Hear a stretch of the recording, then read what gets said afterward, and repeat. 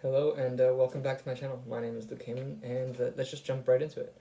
So today I'm going to be talking about stress, and stress is something that has taken more of an effect in today's world as stress is more accepted. Emotions are more accepted, you're more like able to be free to be yourself. And so in this world we can even see like politics, like it's kind of stemmed from a general strict these are the rules to kind of a very political everyone needs to be happy kind of view. And that is also reflected in terms of like how individuals see themselves, and like while therapy is more accepted now, so are mental issues. And so because people are feel more confident in coming out with mental issues, people are coming out more and saying that they're depressed, and that's all good stuff. That's all good stuff. However, the negative side of this is that it's become common enough that if you feel sad, you say you're depressed now, and that's not really a good thing because you're putting a label on yourself and you're saying you kind of got a disease. And people, it's not that it's bad to be depressed, it's just that those people are putting depression as a label on them as an excuse to not deal with the stuff that they actually should be dealing with. Because yes, there are some severe cases of depression where you can't get out of it, you need medication, etc. Sure, I get that. But there's many situations where you can also get out of it by doing exercise and just getting rid of the stress. And so it all starts with the stress. So how can you reduce stress? So let's go. Let's pretend that we can give a number to different stress levels. So like divorce and like getting a new job, moving to a new country. Those can be high points, like 50, 60, 70 kind of points, right? And then like smaller events such as like responding to an email, going to a party. Like it could be whatever you want, but like smaller things that are worth like 3, 4, 5 points.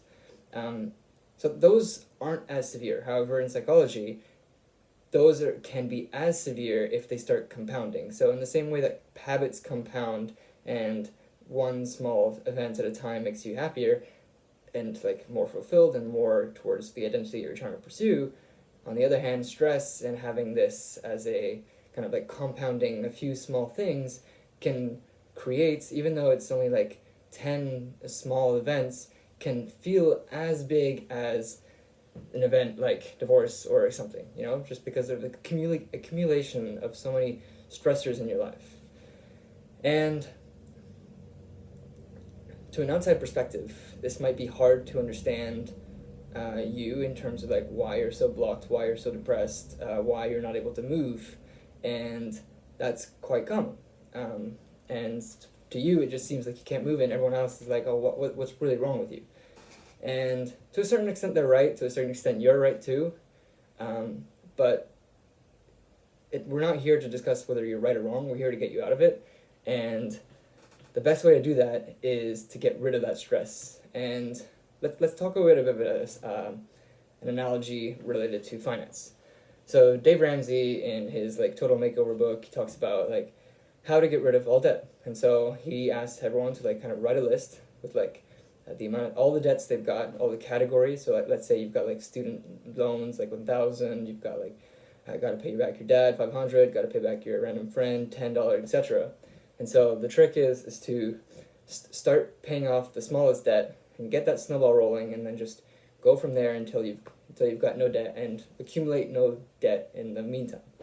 Well, this is kind of an analogy that we can use in the stress world, in the emotional world, and help you get going in life. So instead of being finance, if you could write down a list of all the things that stress you out and give them a number and just do the lowest ticket item and just feel that stress relieve itself one by one as you're kind of continually getting rid of it, getting yourself to a position where you're able to be, I guess, more free, or able to spend more time focusing on what actually matters rather than just keep on bringing back to your brain all the negative stuff that you're kind of procrastinating, which is in the end putting more weight on you than you could imagine.